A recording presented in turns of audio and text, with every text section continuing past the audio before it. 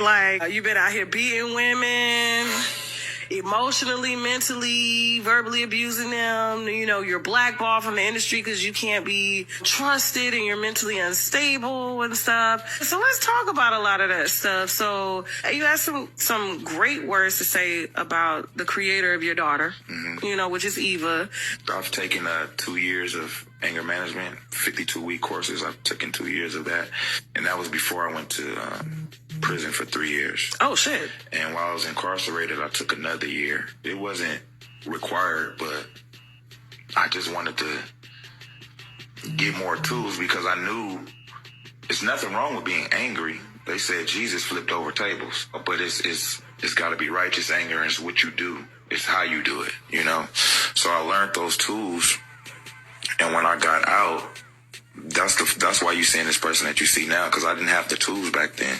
You know, it's no excuse for what I was doing and the way I was handling things, but it's a learning curve. If you know better, you do better. It wasn't nobody coming to my school teaching about domestic violence. I've experienced domestic violence in 3 different dimensions that you can experience it. People don't realize that you can experience it in 3 different ways. And when I go speak to the kids, I tell them that you can be falsely accused of domestic violence. You can be a victim of domestic violence, and you can be the abuser. And I can confidently say I've been all 3, even if it may not be. First off, why are you so confident in that? I mean, I guess that's a little bit of accountability. But did you just compare you and Eva and talking to her brother and your anger? You compared your anger and how you react to Jesus flipping over tables? It sounds like it's something going on with bro. I think he's crying out for help.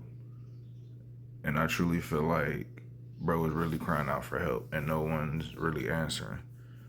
Feel like he mentioned Tyrese a few times. He trying to get bro's attention. He mentioned Chris Brown. He trying to, you know, get attention. Is this all for clout? Is he doing this to clout chase? That's what I'm trying to understand. Because he's no Jesus. And there's no disrespect.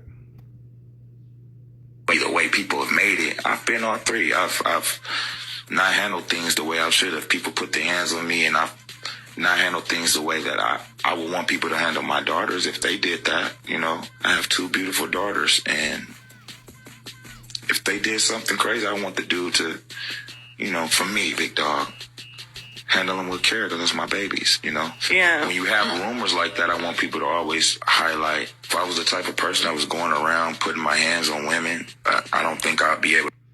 But then if you knew you had kids, and especially, like, it's different when you raising boys or having boys, but when you have girls, you have to be super delicate, super aware.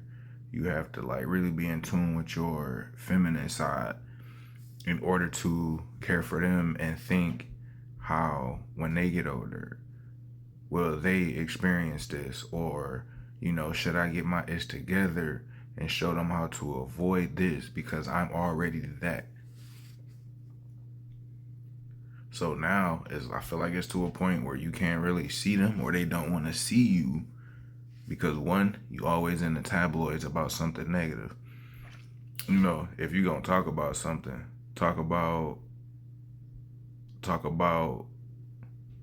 something else aside from that. Walk around like I am. I had a conversation with one of Eva's brothers, Malcolm. I ran into him at a Pizza Hut. Recently? It wasn't recently. This was right before I went to prison. It was about 4 years ago. It was right when COVID hit. I was happy to see him. I went to test the temperature, so I walked right up on him. I said, "What's up?" I shook his hand, and he was like, "Can I holler at you real quick?" I was like, "Uh-oh, it's finna go up." So I said, "Let's go outside." Yeah. So he was like, "What's up, man? I've been wanting to talk to you." I was like, "You don't think I hit your..." He was like, "Bro, we already know you didn't do that. That wouldn't even be something to talk about. She is scared of you for whatever reason. I'm not in that. But what I want to say to you is you too talented to let this little moment throw you off your square so much that we be like, what could he have been? You would be a what if." Yeah. You don't want to become a what if. So when he said that, he was like, just do what you got to do. Focus on your career. Get back into the music. And at the time, I'm like, bro, I miss Marley and Genesis so much. I can't really make music. I can't even work. I can't. He's like, man, you just got to let this moment blow you by. And that's the end of the video. But I will say, bro needs some help. He definitely needs some help. Because you want to do this for your kids. You always want your kids to have a better childhood and to go through life a little easier than you did. But if you are the problem and a huge part of the problem, then it's probably time for you to get outside of your ego and be there for your kids, whether you miss evil or not. Until the next video.